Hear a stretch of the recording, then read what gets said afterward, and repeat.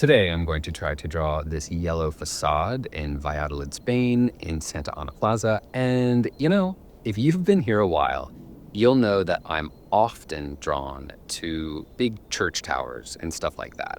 I think why is probably self-explanatory. They tend to be some of the most captivating parts of a city, and sometimes they're the only captivating parts. But I'll admit that by choosing them so often, I get the sense that I can lose a bit of my eye for everything else. There's a reason that books and postcards and blogs and YouTube videos about a certain place all tend to show the same things. And that's not simply because they're captivating, but they're obviously captivating.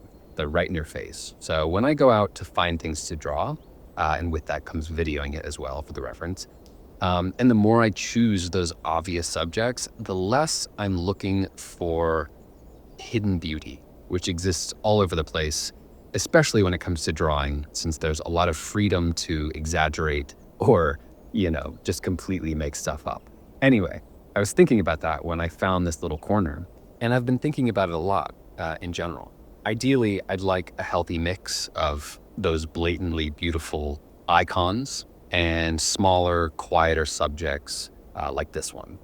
On the whole, I think I've done a pretty good job of that over the past few months, but whenever I feel myself leaning too far into one, I want to make sure I implement the other before I get too accustomed. Even the type of things I'm choosing, the genre, if you will, matters a lot in that regard. I've been picking a lot of architectural references, which, truth be told, is hard not to in a city like this, especially when it's so dark and dreary and half the trees are dead anyway.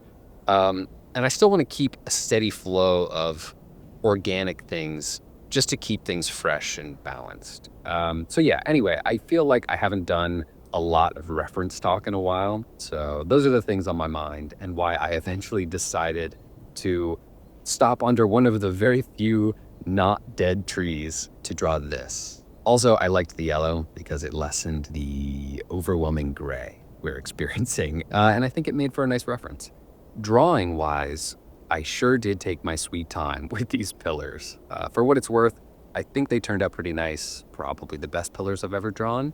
But I've noticed more and more that I can get lost in the very first part of a drawing, and every subsequent part receives less and less attention. I feel like it's justified in the moment, like while I'm doing it, and seeing these pillars come together today this way only bolster those feelings. But I need to remind myself that I either need to spread the love evenly or accept my inability to do so. And both are fine. I mentioned recently that I don't always need to create a complete drawing, especially when there's something in it that I'd like to specifically focus on. Sometimes I just want to give myself the opportunity to practice what draws me in and ignore everything else. These pillars, actually, would make for a great representation of my point.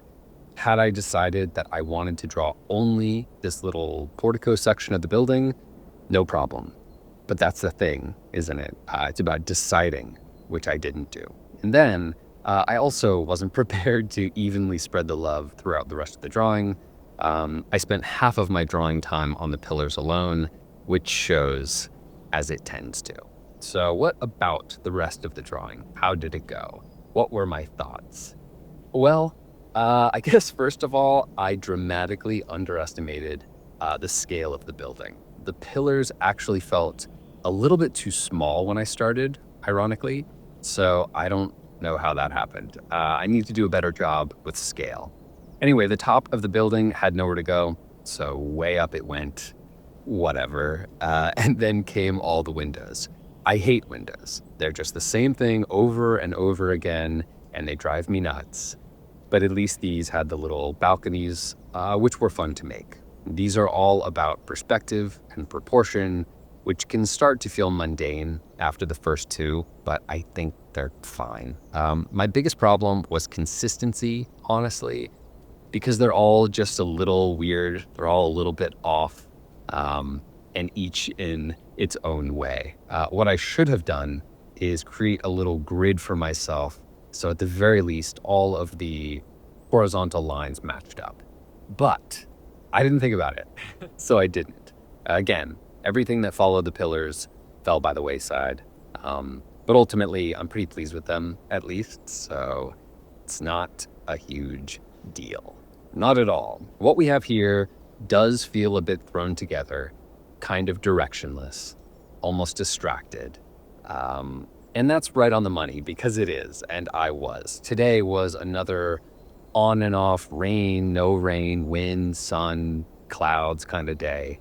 And I really just wanted to get a drawing in. I don't love days like today because they make drawing feel like more of a chore. So when I get a good day, I do my best to be grateful for it and, really soak it all up. Today was more about getting it done no matter what. And as is pretty much always the case, the drawing tells that story. So what do you think? Did this one turn out the way you expected it might? Are the pillars the best part? I know they are. Let me know in the comments anyway. And I appreciate you for taking the time to watch this one, and I'll see you soon. Thanks.